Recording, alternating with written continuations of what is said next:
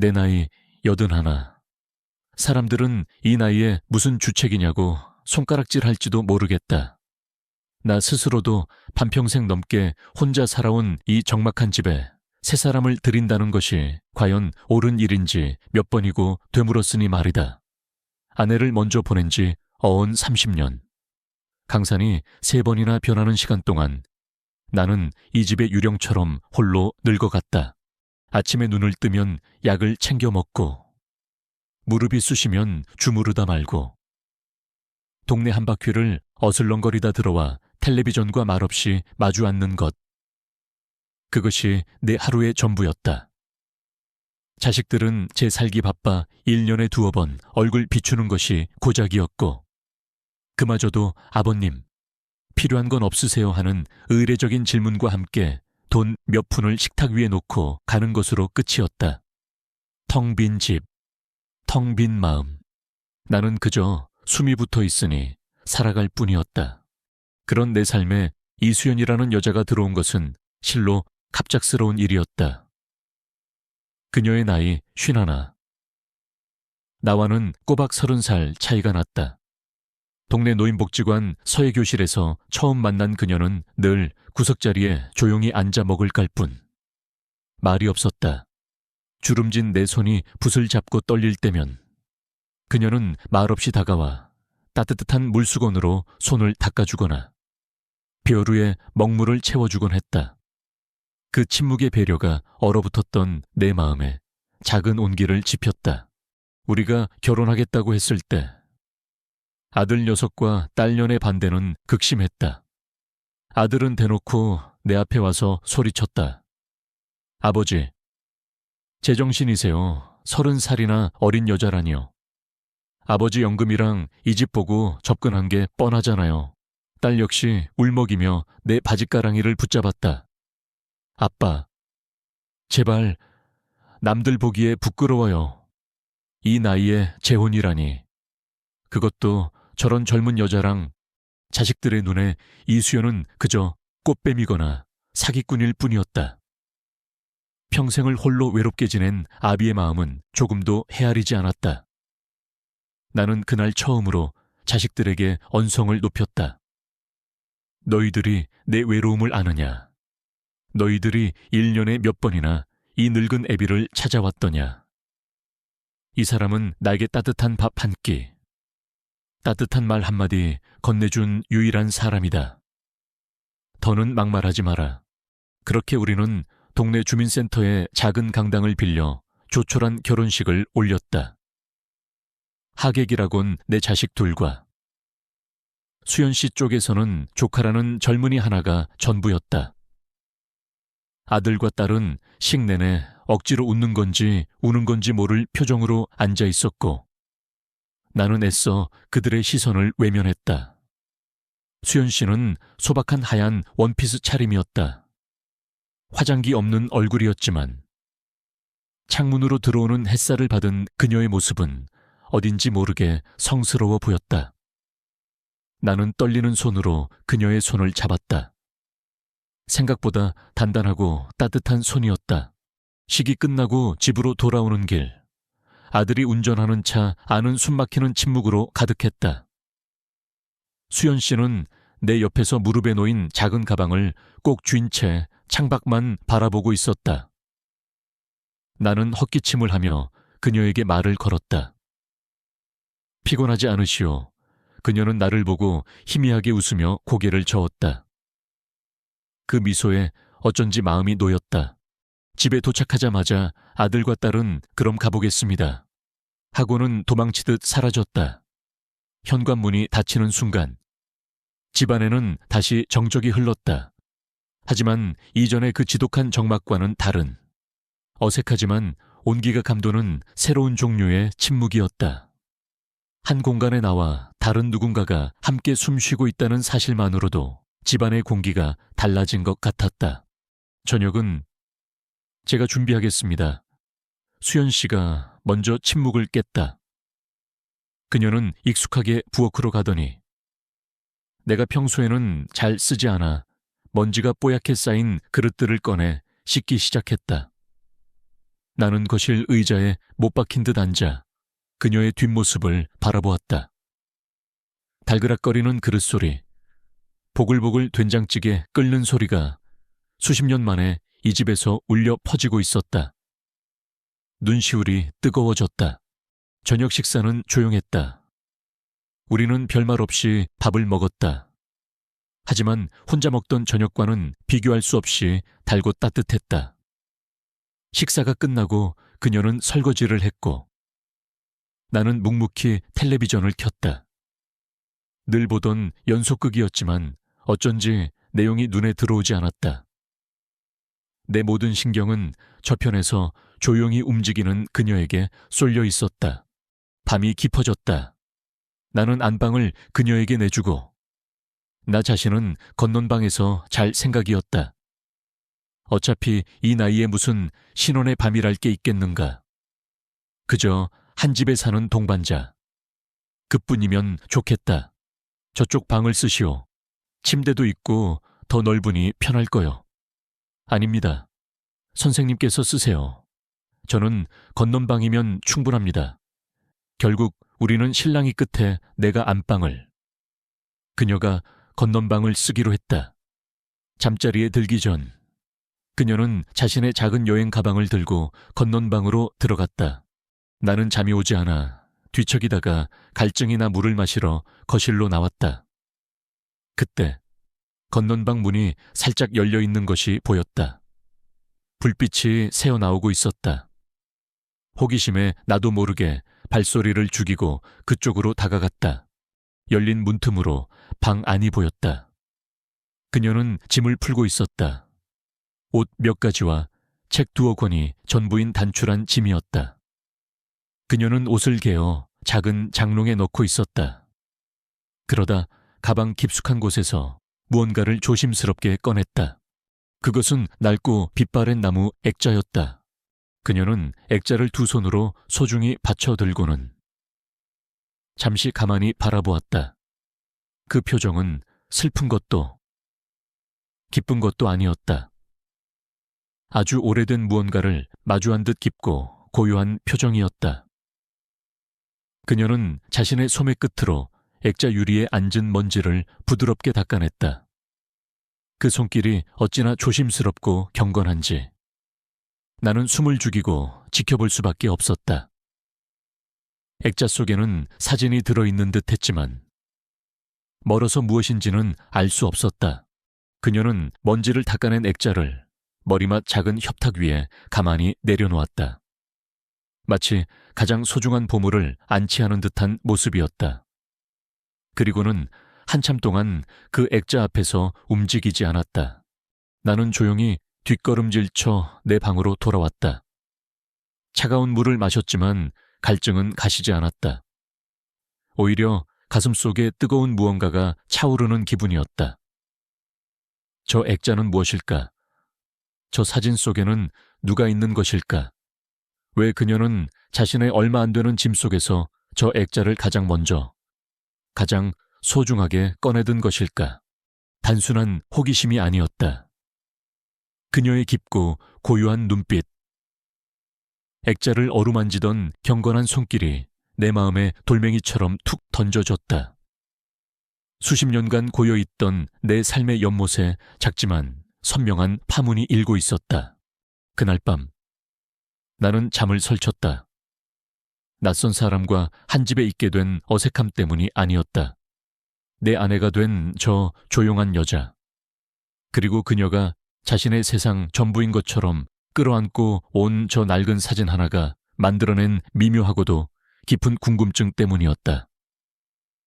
우리의 조심스러운 동행은 그렇게 하나의 질문과 함께 시작되고 있었다. 다음 날 아침, 나는 평생의 습관처럼 동이트기도 전에 눈을 떴다. 늘 그렇듯 삐걱거리는 무릎을 주무르며 몸을 일으키는데 코끝에 낯선 냄새가 와 닿았다. 구수한 된장찌개 냄새였다. 수십 년간 이 집의 아침은 찬밥에 물을 말아 김치 한 조각과 함께 넘기는 것이 전부였다. 따뜻한 국 냄새가 집 안을 채운 것이 대체 얼마 만의 일인지. 기억조차 아득했다. 나는 조심스럽게 안방 문을 열고 거실로 나갔다. 부엌에 환하게 불이 켜져 있었고 이수연 씨가 조용한 움직임으로 아침을 짓고 있었다. 그녀는 내가 나온 것을 보고는 고개를 꾸벅 숙이며 작게 인사했다. 일어나셨어요. 선생님, 선생님이라니. 어젯밤부터 계속되는 그 호칭이 어색했지만 딱히 다른 말을 찾지 못해 그저 묵묵히 고개만 끄덕였다. 식탁 위에는 이미 김이 모락모락 나는 흰쌀밥과 정갈하게 담긴 나물 반찬, 그리고 보글보글 끓고 있는 찌개가 놓여 있었다. 시장할 텐데. 어서 앉으세요. 그녀의 말에 나는 마지못해 자리에 앉았다. 어색했다. 누군가 나를 위해 차려준 아침상이라니 숟가락을 들기까지 한참이 걸렸다. 첫 술을 뜨자 따뜻하고 구수한 국물이 목구멍을 타고 내려가며 꽁꽁 얼어붙었던 속을 녹여주는 것 같았다. 맛있어. 나도 모르게 튀어나온 말이었다. 그녀는 대답 대신 그저 희미하게 미소 지을 뿐이었다. 그렇게 우리의 첫날이 시작되었다. 하루는 놀랍도록 조용하게. 그러나 이전과는 완전히 다른 밀도로 흘러갔다. 그녀는 말이 없었지만 부지런했다. 내가 약 먹을 시간이 되면 말없이 물 한 컵을 가져다 주었고, 내가 볕 좋은 거실 소파에 앉아 꾸벅꾸벅 졸 때면 얇은 담요를 가져와 무릎에 덮어주었다. 그녀는 집 안 구석구석을 쓸고 닦았다. 그녀의 손길이 닿을 때마다 수십 년 묵은 먼지와 함께 이 집에 쌓여있던 나의 외로움도 조금씩 닦여나가는 기분이었다. 나는 신문을 보는 척하며 책을 읽는 척하며 그녀를 훔쳐보았다. 그녀는 무슨 생각을 하는 걸까? 어쩌다 나 같은 늙은이와 살기로 마음먹었을까? 행복할까? 아니면 후회하고 있을까? 수많은 질문이 머릿속을 맴돌았지만 그 어떤 것도 입 밖으로 내뱉을 수는 없었다. 그녀와 나 사이에는 아직 보이지 않는 얇은 유리벽이 있는 것 같았다. 저녁을 먹고 어제처럼 나란히 앉아 텔레비전을 보았다. 의미 없는 웃음소리와 요란한 배경음악이 어색한 침묵을 채워주고 있었다. 그때였다. 수연 씨가 조용히 자리에서 일어나 건넌 방으로 들어갔다.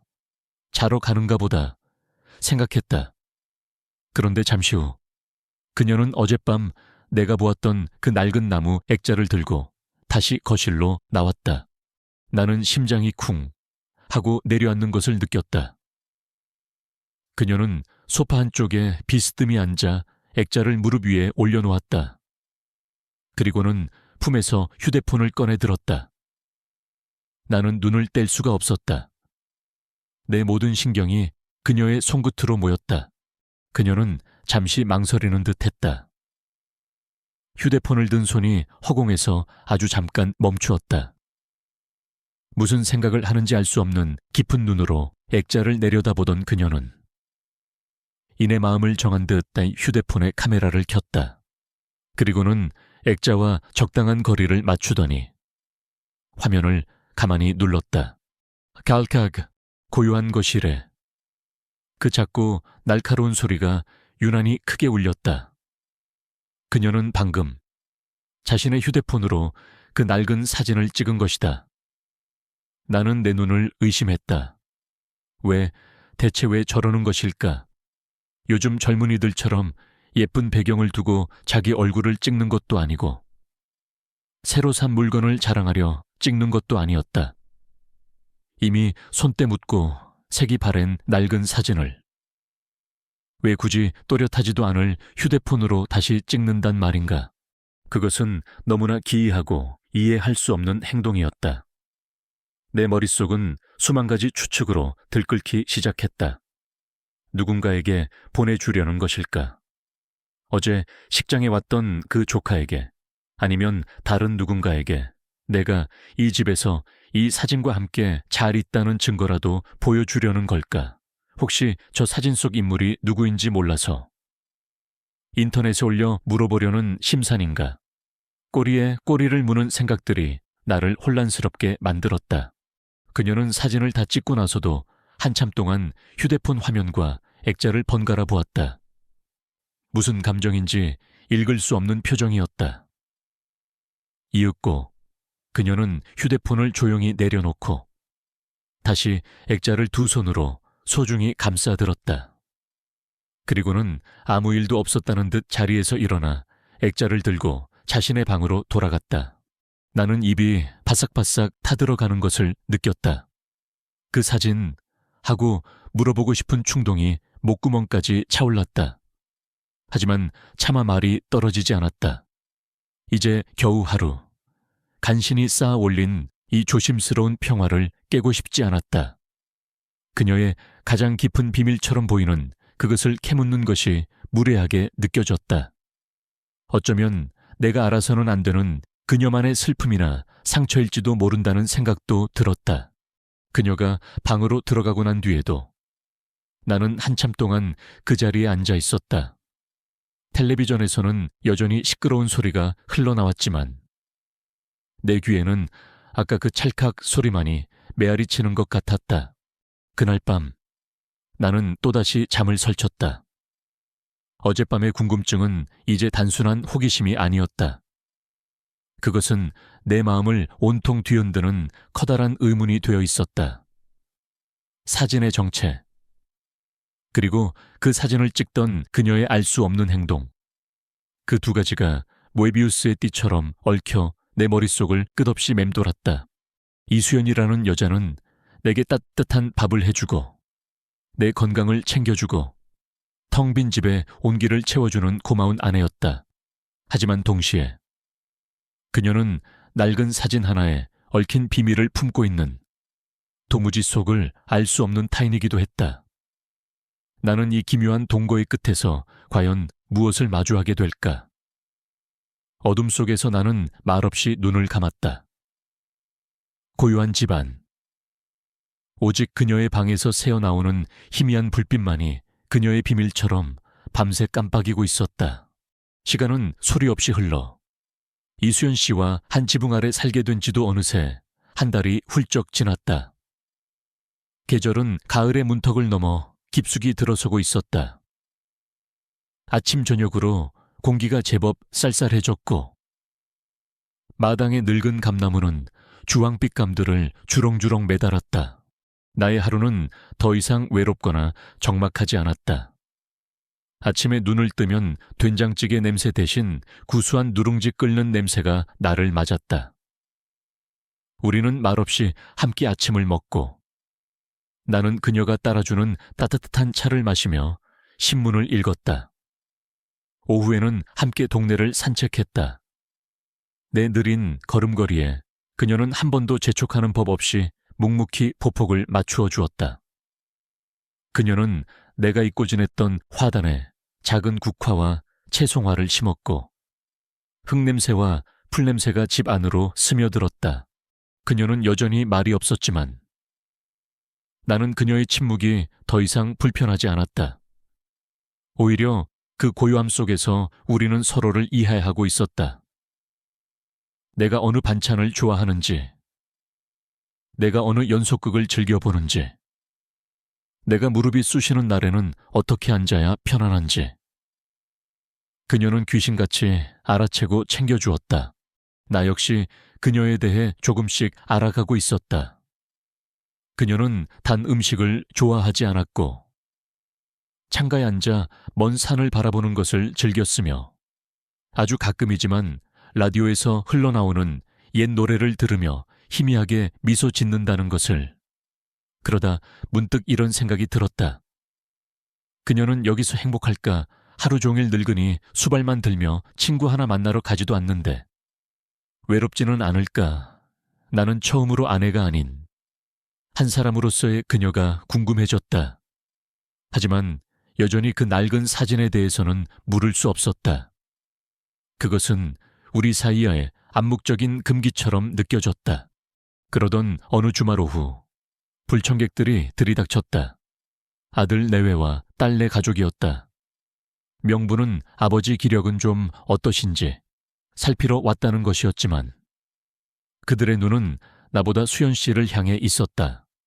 그들의 시선에는 감추지 못하는 의심과 경계심이 날카롭게 서 있었다.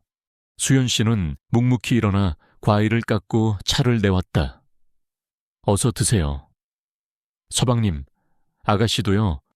그녀의 공손한 태도에도 불구하고 아들 녀석은 퉁명스럽게 쏘아붙였다. 됐습니다. 우린 아버지 뵈러 온 거지. 누구한테 대접받으러 온 거 아닙니다. 분위기가 얼음장처럼 차가워졌다. 딸녀는 내 옆에 바싹 붙어 앉아 마치 내가 무슨 포로라도 된 것처럼 살폈다. 아빠, 얼굴이 좀 상하신 것 같아요. 식사는 잘 챙겨 드시는 거죠? 저분이 해주는 밥이 입에 맞으세요. 말끝마다 저분이라 칭하며 은근히 수연 씨를 없는 사람 취급했다. 급기야 아들은 나를 잠시 밖으로 부르더니 노골적으로 물었다. 아버지, 솔직히 말씀해보세요. 저 여자, 돈 달라고 안 하던가요, 아버지? 통장이나 인감. 그런 거 달라고 슬슬 떠보지 않아요. 요즘 세상이 얼마나 험한데. 나는 치밀어 오르는 화를 간신히 눌렀다. 그런 사람 아니다.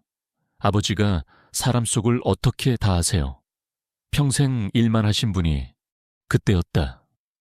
집 안에서 와장창 하는 날카로운 소리가 들렸다. 놀라서 달려 들어가 보니 수연 씨가 내놓았던 찻잔 하나가 바닥에 떨어져 산산조각이 나 있었다. 내 살백이 외손주 녀석이 장난치다 팔로 친 것이었다. 어머, 얘 너 조심해야지. 딸이 아이를 나무라자. 아이는 겁을 먹고 울음을 터뜨렸다. 그 순간 며느리가 비꼬는 듯한 목소리로 한마디 던졌다. 그릇 하나에 얼마 한다고 애를 잡아요. 새어머니. 괜찮으시죠? 일부러 그런 건 아닐 거예요. 새어머니라는 호칭에 담긴 가시돋친 뉘앙스. 수연 씨는 아무 말 없이 조용히 빗자루를 가져와 깨진 찻잔 조각들을 쓸어 담기 시작했다. 고개를 숙인 그녀의 어깨가 작게 떨리는 것을 본 순간 내 안에서 무언가가 툭 하고 끊어졌다. 그만들 해라. 내 고함 소리에 모두가 나를 쳐다보았다. 나는 떨리는 손으로 수연 씨의 손에서 빗자루를 빼앗아 들었다. 그리고 나를 쳐다보는 자식들을 향해 소리쳤다. 너희들 눈에는 이 사람이 아직도 돈이나 노리는 사기꾼으로 보이냐? 너희들이 1년에 2번 와서 던져주고 가는 돈 몇 푼보다 이 사람이 매일 차려주는 따뜻한 밥 한 그릇이 나한테는 100배, 1000배 더 소중하다. 이 집은 이제 내 집만이 아니라 이 사람 집이기도 하다.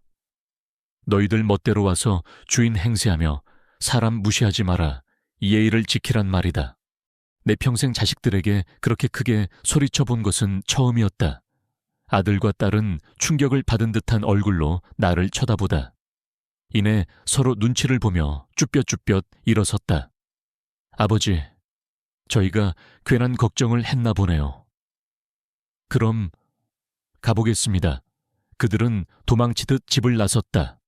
현관문이 닫히고 집 안에는 무거운 침묵이 흘렀다. 나는 거친 숨을 몰아쉬었고 수연 씨는 여전히 고개를 숙인 채 서 있었다. 내가 민망함에 헛기침을 하자 그녀가 조용한 목소리로 말했다. 괜찮습니다. 선생님, 다 아버님을 걱정하는 마음에서 그러셨겠지요. 자신을 향한 모욕에도 불구하고 그녀는 오히려 내 자식들을 이해하려 했다. 나는 그 순간 이 여자에게 깊은 미안함과 함께 어떤 끈끈한 동지와의 같은 것을 느꼈다. 우리는 세상의 편견에 맞서 함께 싸우는 전우 같았다. 그날 저녁 우리는 별말 없이 식사를 마쳤다. 낮에 소란이 지나간 후 집안은 다시 고요해졌다. 소파에 앉아 멍하니 텔레비전을 보고 있는데 건너편 의자에 앉은 수연 씨가 휴대폰을 꺼내 들여다보는 것이 보였다. 나는 무심코 그쪽으로 시선을 돌렸다가 화면에 떠있는 익숙한 이미지에 시선이 멎었다. 그 낡은 사진이었다. 그녀는 낮에 소란으로 상처받은 마음을 그 사진으로 달래고 있는 듯했다. 아련하고 그리움이 가득한 표정으로. 그녀는 가만히 손가락으로 화면 속 이미지를 어루만졌다. 그 모습에 낮 동안 굳건했던 내 마음이 다시 흔들렸다. 이제 이 여자에 대해 거의 모든 것을 안다고 생각했다. 그녀의 습관, 그녀의 친절, 그녀의 침묵의 의미까지도. 하지만 저 사진 앞에만 서면 그녀는 다시 수수께끼가 되었다. 나와의 유대감이 깊어질수록 그녀의 비밀에 대한 나의 궁금증도 함께 깊어지고 있었다. 저 사진은 대체 누구이기에? 세상의 모든 풍파 속에서 그녀를 지켜주는 마지막 보루가 되는 것일까? 나는 이제 더 이상 기다릴 수만은 없을 것 같았다. 자식들이 다녀간 후 나와 수연 씨 사이에는 묘한 동지애가 싹텄다. 우리는 전보다 더 자주 눈을 맞추었고 아주 가끔은 사소한 농담을 주고받으며 함께 웃기도 했다. 그녀가 차려주는 밥상은 여전히 따뜻했고 그녀가 맞춰주는 실내 온도는 늘 내게 가장 편안했다. 하지만 그럴수록 내 마음 한구석의 의문은 더욱 커져만 갔다. 이토록 나를 잘 아는 이 여자는 왜 자신의 가장 깊은 부분은 굳게 걸어 잠그고 있는 것일까? 기다릴 수만은 없다고 생각했다. 그녀의 비밀을 억지로 캐낼 생각은 없었지만 혹시 그 실마리가 내 과거 속에 있지는 않을까 하는 생각이 들었다. 어쩌면 나와 그녀는 내가 기억하지 못하는 아주 오래전의 인연으로 얽혀 있는 것일지도 모른다. 며칠 후 마침내 기회가 왔다. 수연 씨가 조카 집에 다녀오겠다며 아침 일찍 집을 나선 것이다. 하루 종일 집이 비는 것은 실로 오랜만이었다. 그녀가 떠나자마자 나는 수십 년간 한 번도 열어보지 않았던 뒤뜰의 낡은 창고로 향했다. 자물쇠는 굳게 녹슬어 있었다. 낑낑거리며 한참을 씨름한 끝에 덜컥 하는 소리와 함께 문이 열렸다. 쿨럭, 쿨럭 문을 열자마자 퀴퀴한 먼지와 묵은 나무 냄새, 조명 냄새가 뒤섞여 쏟아져 나왔다.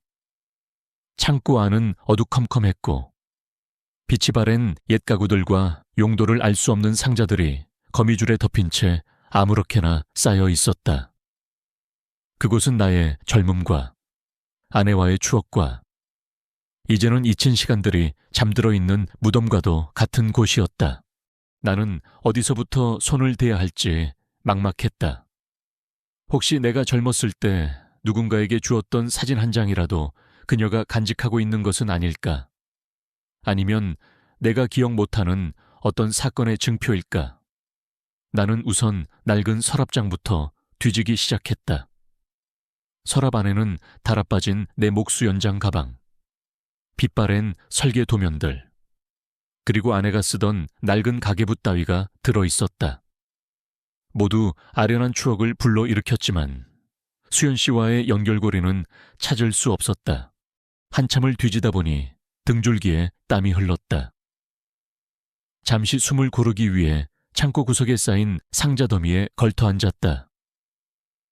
그때 내 발치에 채인 낡은 나무 상자 하나가 눈에 들어왔다. 먼지가 뽀얗게 쌓인 상자 뚜껑에는 희미하게 추억이라는 글씨가 적혀 있었다. 아내의 글씨체였다. 가슴이 두근거렸다. 떨리는 손으로 상자를 열었다. 그 안에는 우리의 낡은 사진첩들이 가득했다. 결혼사진, 신혼여행 사진, 그리고 아들과 딸이 갓난아기였을 때의 사진들. 사진 속에 젊은 나는 낯설도록 환하게 웃고 있었고 내 곁의 아내는 더없이 행복한 얼굴이었다. 한 장 한 장 넘길 때마다 가슴 한쪽이 아려왔다. 이 모든 행복의 순간들을 나는 잊고 살았구나. 가족 앨범들을 다 보고 난 후 상자 맨 밑바닥에서 조금 다른 종류의 앨범 하나를 발견했다. 비닐 커버로 된 회사에서 기념으로 만들어준 법한 앨범이었다. 표지에는 한성목공 1978년이라고 적혀 있었다. 내가 젊음을 바쳤던 직장이었다. 나는 마른 침을 삼키며 앨범을 펼쳤다. 앨범 속에는 내가 지었던 집들의 모습, 함께 일했던 동료들의 얼굴이 담겨 있었다. 모두들 가난했지만 꿈이 있었고, 고된 노동 속에서도 웃음을 잃지 않았던 시절이었다. 나는 혹시나 하는 마음에 사진 속 얼굴들을 하나하나 뜯어보았다. 혹시 이 중에 수연 씨의 아버지나 오빠가 있지는 않을까? 몇 장을 넘겼을 때 내 손가락이 우뚝 멈추었다. 어느 큰 한옥의 상냥식을 마치고 찍은 단체 사진이었다. 대들보 아래 나는 젊은 현장 소장으로서 의기양양하게 가운데에 서 있었다. 그리고 내 바로 옆에서 여러 명의 젊은 목수들이 나를 존경의 눈빛으로 바라보며 서 있었다. 그중 한 명, 유난히 까맣게 그을린 얼굴에 어수룩하지만 선한 웃음을 짓고 있던 한 젊은이에게서 눈을 뗄 수가 없었다. 낯이 익었다. 분명히 낯이 익은 얼굴이었다. 하지만 수십 년의 세월 속에 파묻힌 기억은 쉽사리 떠오르지 않았다. 나는 눈을 감고 기억의 저편을 더듬었다. 성실했고 말이 없었으며 손재주가 유난히 좋았던 친구. 가난한 시골에서 올라와 동료들에게 무시당할 때면 내가 나서서 감싸주곤 했던 이영철. 나도 모르게 그 이름이 입에서 터져 나왔다. 맞다. 이영철. 충청도 어디가 고향이라던 유난히 착하고 순박했던 친구였다. 내가 기술을 가르쳐주면 밤을 새워서라도 자기 것으로 만들던 악발이었다. 그가 끓여주던 구수한 된장찌개 맛이 아직도 혀끝에 맴도는 듯했다. 그런데 그 친구는 어느 날 갑자기 회사를 그만두었다. 고향의 아버지가 위독하시다는 말만 남기고 급하게 떠났던 것으로 기억한다. 그 후로 몇 번 연락을 시도했지만 시절이 하수상하여 결국 인연이 끊기고 말았다.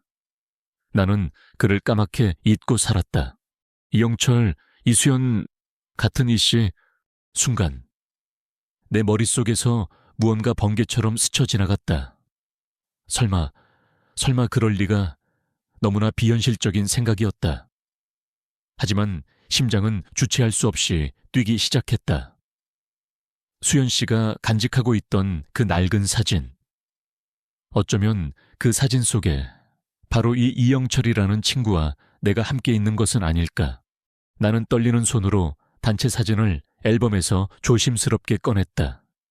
사진 속 젊은 이영철은 존경과 감사가 뒤섞인 눈빛으로 나를 바라보고 있었다.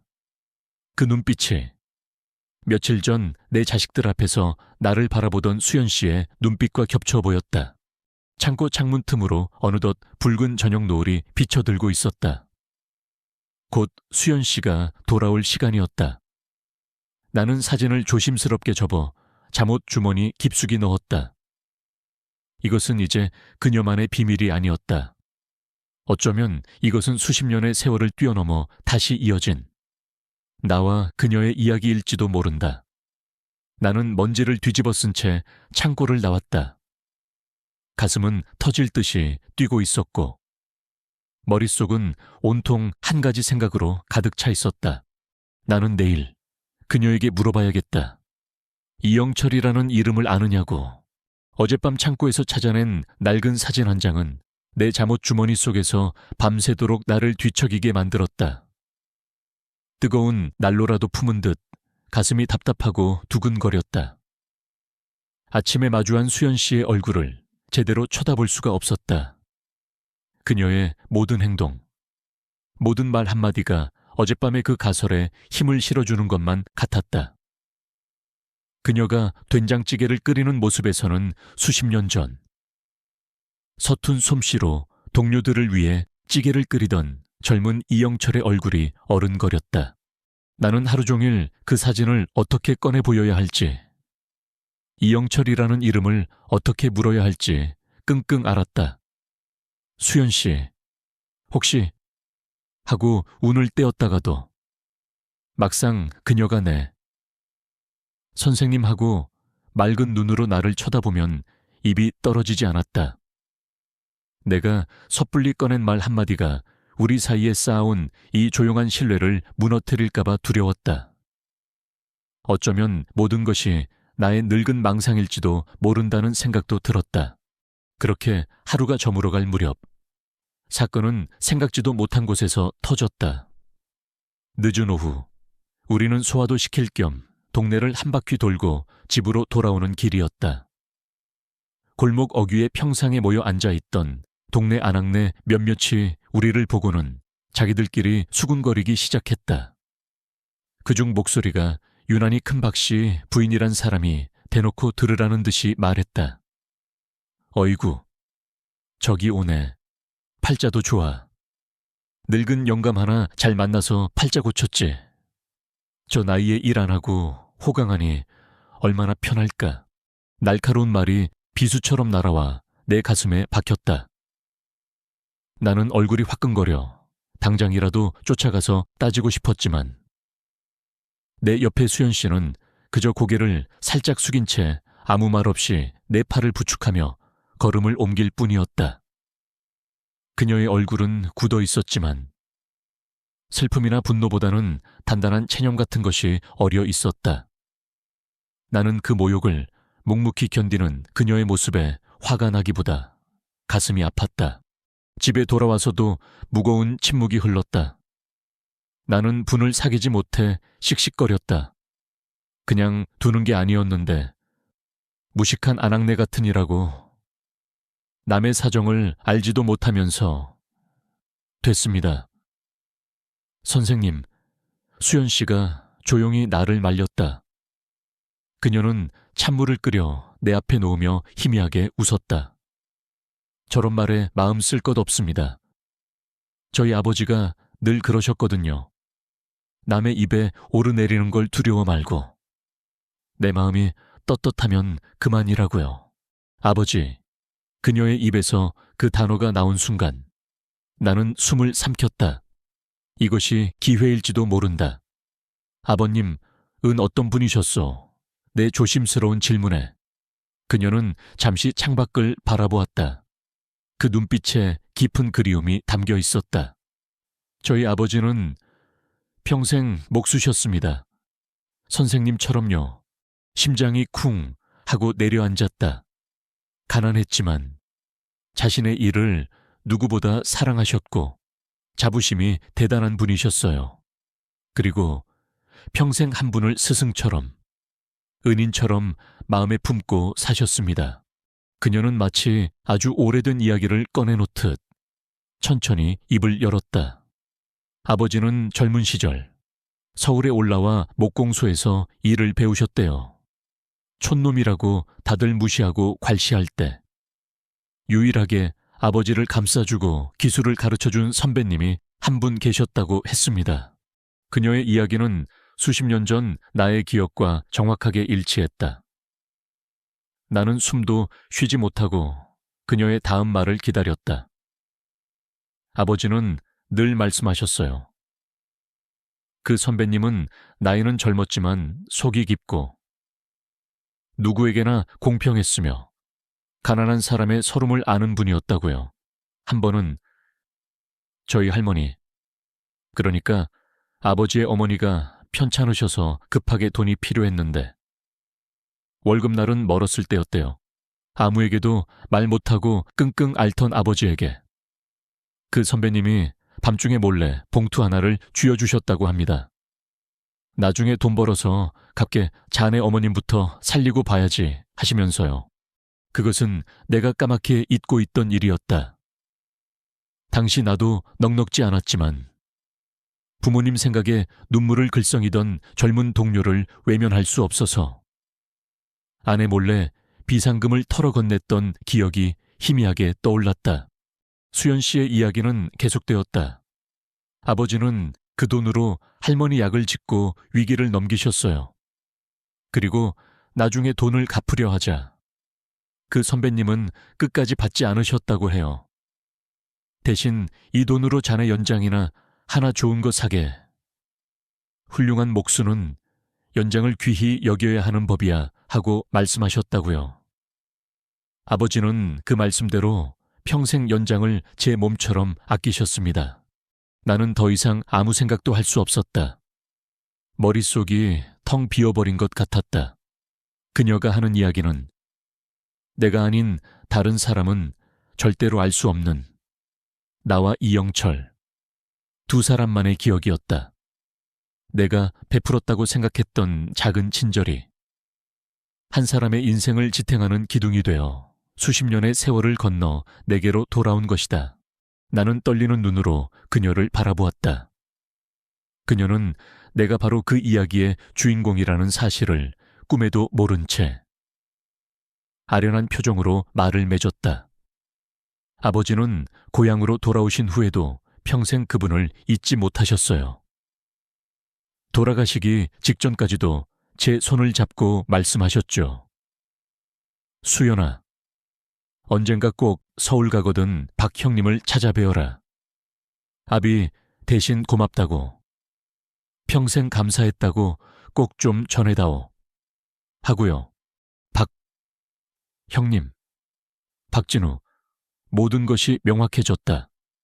잠옷 주머니 속에 낡은 사진이 불덩이처럼 뜨겁게 느껴졌다. 나는 아무 말도 할 수 없었다.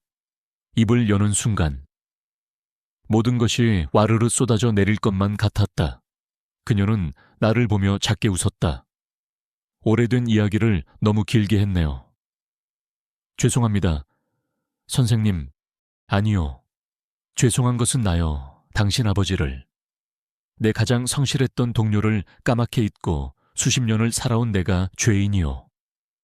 차마 입 밖으로 나오지 못하는 말을 삼키며 나는 그저 찻잔만 내려다보았다. 찻잔 속에 비친 내 늙고 주름진 얼굴 위로 수연 씨의 슬프고도 맑은 눈빛이 겹쳐 보였다. 이제 나는 거의 모든 것을 알게 되었다. 하지만 가장 중요한 마지막 한 조각이 남아 있었다. 그녀가 간직한 그 낡은 사진, 그것을 확인해야만 했다. 수연의 이야기를 다 듣고 난 후 나는 아무 말도 할 수 없었다. 방 안은 무거운 침묵에 잠겼다. 그녀의 이야기는 마지막 열쇠처럼 내 기억의 문을 활짝 열어젖혔고 머릿속에 흩어져 있던 조각들이 이제 하나의 완전하고 명확한 그림으로 맞춰졌다. 박 형님, 내가 수십 년 동안 까맣게 잊고 지냈던 그 이름, 잠옷 주머니 속 창고에서 찾았던 낡은 사진이 뜨거워지는 것 같았다. 주머니에 손을 넣는 내 손이 떨렸다. 더 이상 망설이거나 두려워할 때가 아니었다. 나는 이 진실을 마주해야만 했다. 나는 천천히 사진을 꺼내 우리 사이의 찻상 위에 올려놓았다. 누렇게 바래고 낡은 단체 사진. 나는 떨리는 손가락을 뻗어 내 옆에서 순박하고 어진 미소를 짓고 있는 젊은이의 얼굴을 가리켰다. 혹시 이 사람을 아시오? 내 목소리는 쉬어 있었고 떨렸다. 수연은 사진을 들여다보았다. 그녀의 눈이 커졌다. 놀람, 의심, 그리고 깨달음. 그 모든 감정이 차례로 그녀의 얼굴에 스쳐 지나갔다. 그녀는 사진을 보고 나를 올려다보고 다시 사진을 보았다. 그녀의 입술이 작게 움직였지만 아무 말도 나오지 않았다. 이분은 마침내 갈라진 속삭임이 터져 나왔다. 그녀의 맑은 눈에 눈물이 고이기 시작했다. 이분은 제 아버지예요. 젊은 시절의 제 아버지. 생각했던 그대로였다. 진실이 나를 강타했다. 내가 아무 말도 하지 않자 수연은 무언가 깨달은 듯했다. 그녀는 서둘러 일어나 자신의 방으로 빠르게 걸어갔다. 나는 꼼짝 않고 앉아 그녀의 뒷모습을 바라볼 수밖에 없었다. 잠시 후 그녀가 돌아왔다. 그녀의 손에는 그녀가 늘 소중히 여기던 낡은 나무 액자가 들려 있었다. 그녀는 내 맞은편에 앉아 떨리는 손으로 액자 뒷면을 열고 조심스럽게 안의 사진을 꺼냈다. 그리고 그녀는 그 사진을 내 사진 바로 옆 테이블 위에 놓았다. 그것은 흑백 사진이었다. 사진 속에는 두 남자가 막 지어진 목조 주택 앞에서 환하게 웃고 있었다. 한 명은 젊고 활기차고 자신감 넘치던 시절의 나였다. 다른 한 명은 바로 내 사진 속에 있던 젊은이 이영철이었다. 그는 내 옆에 서서 존경과 감사가 뒤섞인 미소를 짓고 있었다. 그해 여름의 눈부신 햇살이 사진 속에 그대로 머물러 있는 듯했다. 바로 이거였다. 낡은 사진의 정체. 아버지께서 돌아가시기 전까지 이 사진을 머리맡에 두고 보셨어요. 수연은 눈물에 잠긴 목소리로 이야기하기 시작했다. 아버지는 평생 박형님 이야기를 하셨어요.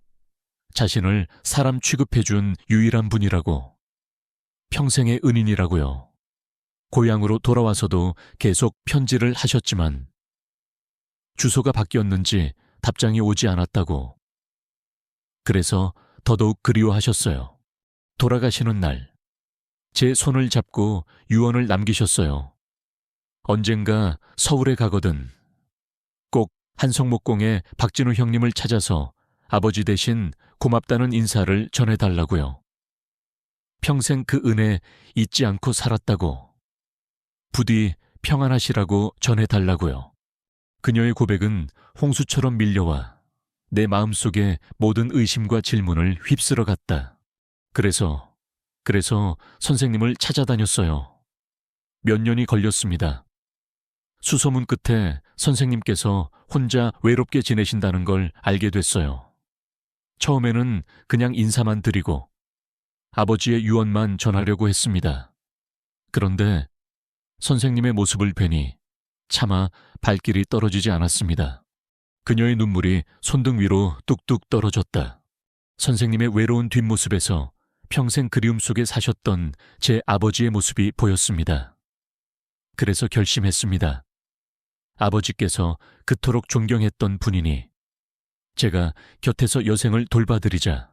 그것이 아버지가 진정으로 원하시는 효도일 거라고요. 돈 때문이 아니에요. 선생님, 정말이에요. 존경심에서 시작됐지만 이제는 그녀는 말을 잇지 못했다. 모든 비밀이 밝혀졌다. 그녀의 조용한 헌신, 그녀의 따뜻한 보살핌, 내 대한 그녀의 존중, 모든 것이 세상을 떠난 아버지와의 약속에서 수십 년을 이어진 인연에서 비롯된 것이었다. 뜨거운 눈물 한 방울이 내 뺨을 타고 흘러내렸다. 그리고 또 한 방울. 아내가 세상을 떠난 후 30년 동안 울지 않았다. 하지만 지금은 눈물을 멈출 수가 없었다. 그것은 슬픔의 눈물이 아니라 말로 표현할 수 없는 감사와 놀라움, 그리고 회한의 눈물이었다. 나는 그 성실했던 젊은 동료를 까맣게 잊고 있었지만 그와 그의 딸은 나의 작은 친절을 평생의 빚으로 여기고 있었던 것이다.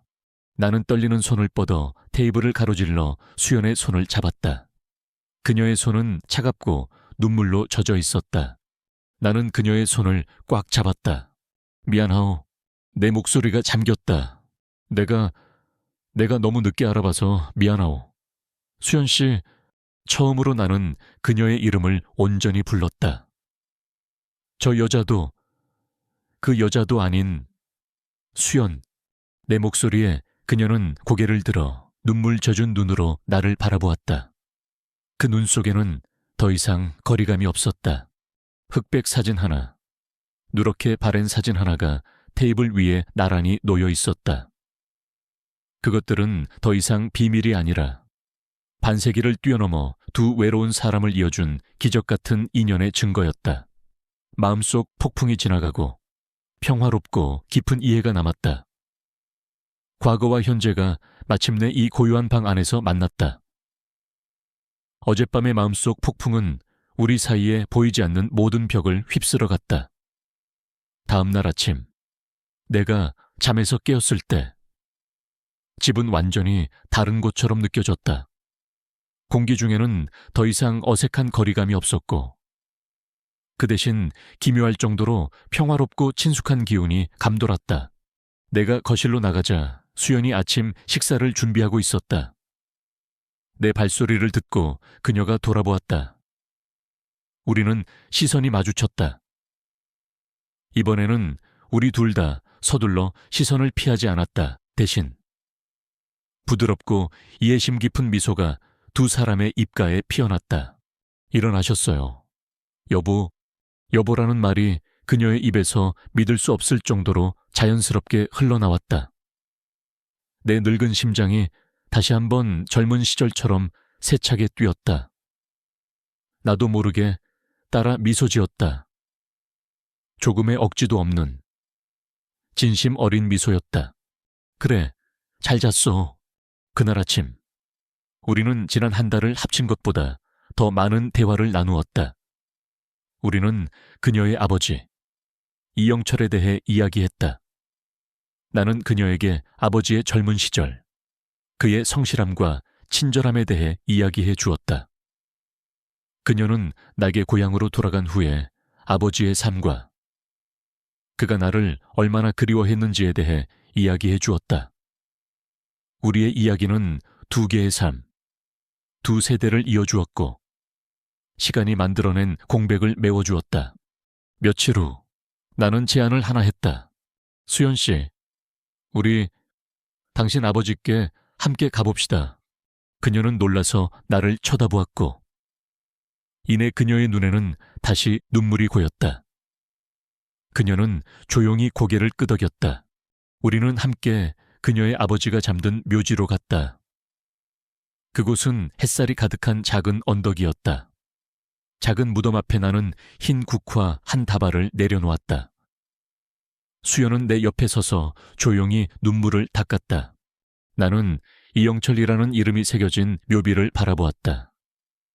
나는 깊은 숨을 들이마신 후 마치 바로 앞에 있는 오랜 친구에게 말하듯 이야기했다. 영철아, 나 왔네. 자네 친구 박진우가 이제야 자네를 찾아왔어. 이 못난 친구를 용서하게. 자네 딸은 내가 하늘에 맹세코 평생 지키고 아껴주겠네. 그러니 하늘에서 편히 쉬게나. 오랜 친구의 대답인 듯 부드러운 바람이 불어왔다. 수연은 내 어깨에 머리를 기댔고 그녀의 어깨는 가늘게 떨리고 있었다. 나는 그녀를 팔로 감싸 안으며 삶과 죽음을 넘어선 깊은 유대감을 느꼈다. 집으로 돌아와 나는 아이들에게 전화를 걸었다. 나는 그들을 꾸짖지 않았다. 그저 차분한 목소리로 말했다. 이번 주말에 다들 식구들 데리고 집으로 오너라. 할 얘기가 있다. 그 주말 아이들은 걱정스러운 얼굴로 찾아왔다. 거실에서 나와 수연은 나란히 앉았다. 나는 두 장의 낡은 사진을 테이블 위에 올려놓았다. 그리고 나는 그들에게 모든 이야기를 들려주었다. 나와 이영철의 인연, 수연이 아버지와 한 약속, 그리고 이 결혼의 진짜 이유에 대해서. 거실은 침묵에 잠겼다. 아이들은 큰 충격을 받았다. 그들의 얼굴은 붉어졌다 하얘지기를 반복했다.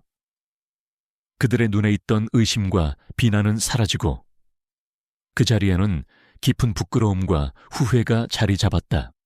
가장 격렬하게 반대했던 아들이 일어섰다. 아들은 나를 보지 않고 수연 앞에서 깊이 고개를 숙였다. 새어머니, 저희가 정말 잘못했습니다. 아버지를 위한다는 핑계로 두 분의 마음에 큰 상처를 드렸습니다. 부디 용서하십시오. 딸 역시 흐느끼며 다가와 수연의 손을 잡았다. 어머니, 죄송해요. 수연은 인자하게 고개를 저으며 그들을 일으켜 세웠다. 괜찮다. 얘들아, 다 지난 일인걸. 우린 모두 한 가족이잖니. 그날 이후로 우리 집은 진정한 가족이 되었다. 아이들은 의무감 때문이 아니라 수연에 대한 진심 어린 존경과 사랑으로 더 자주 찾아왔다. 아이들의 웃음소리가 다시 집안에 울려 퍼지며 수십 년간 자리했던 외로움을 몰아냈다. 가을이 지나고 겨울이 오고 다시 봄이 돌아왔다. 나는 수연에게 몇 가지 기본적인 목공 기술을 가르쳐 주었다. 우리는 함께 흔들리는 의자를 고치고 작은 책장을 만들었다. 그녀의 거친 손은 서툴지만 열정적으로 대패와 끌을 잡았다. 그녀를 보고 있자니 나는 옛날의 그 젊은 친구가 떠올랐다. 어느 봄날 저녁, 마당에 벚꽃이 만개했을 때 우리는 툇마루에 나란히 앉았다. 두 장의 낡은 사진은 이제 하나의 커다란 액자에 함께 담겨 거실 선반 위에 소중히 놓여 있었다. 그것들은 더 이상 누군가의 비밀이 아니라 우리 가족의 보물이자 우리 이야기의 시작점이었다. 수연은 내 어깨에 머리를 기댔다. 우리는 아무 말 없이 함께 별이 총총한 밤하늘을 바라보았다. 이 순간의 침묵은 평화롭고 완벽했다. 나를 찾아줘서 고맙소. 나는 속삭였다. 여기 계셔주셔서 제가 더 감사합니다. 그녀가 대답했다. 마른 나뭇가지 같던 내 인생에 기적처럼 두 번째 봄이 찾아왔다. 그것은 젊음의 화려하고 열정적인 봄이 아니라 황혼의 따뜻하고 부드러우며 깊이 있는 봄이었다. 그리고 나는 이 봄이 영원할 것임을 알고 있었다.